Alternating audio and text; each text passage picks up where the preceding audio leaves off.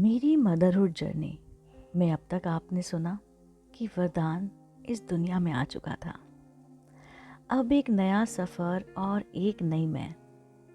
जब मैंने पहली बार अपने बेटे वरदान को अपने बाहों में लिया तब ऐसा लगा जैसे दुनिया एकदम रुक गई हो।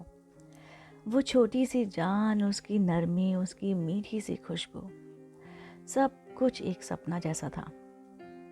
माँ बनना एक अनोखा एहसास था जो तब तक समझ नहीं आता जब तक आप खुद एक माँ नहीं बन जाते। एक नई पहचान मिलती है।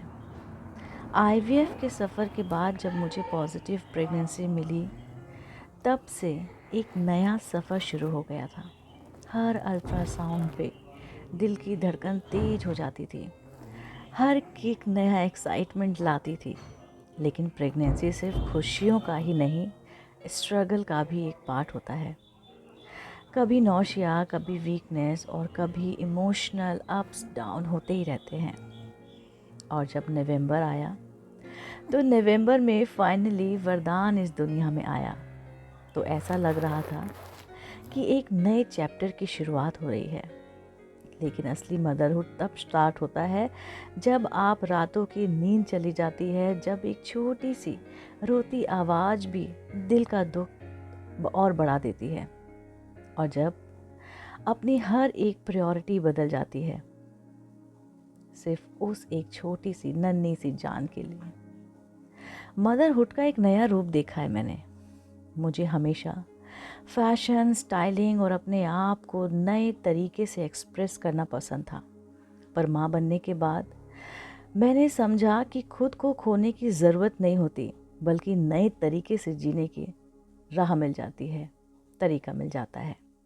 अब अपनी स्टाइलिंग के साथ साथ वरदान के क्यूट क्यूट से आउटफिट और उसकी छोटी छोटी मूवमेंट कैप्चर करना मेरी ज़िंदगी का हिस्सा बन गई है, मेरी नई खुशी बन गई है।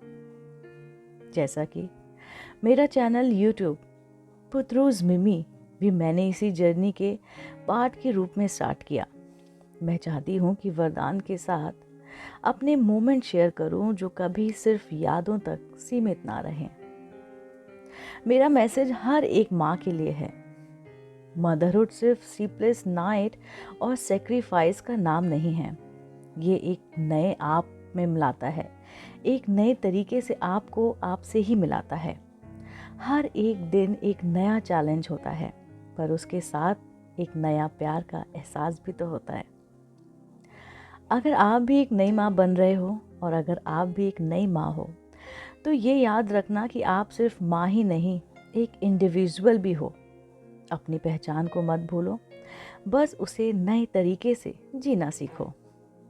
माँ बनना एक ब्लेसिंग है और मैं हर रोज़ अपने वरदान को देखकर शुक्र मनाती हूँ, क्योंकि वो सिर्फ मेरा बेटा नहीं बल्कि मेरी ज़िंदगी का सबसे बड़ा वरदान है।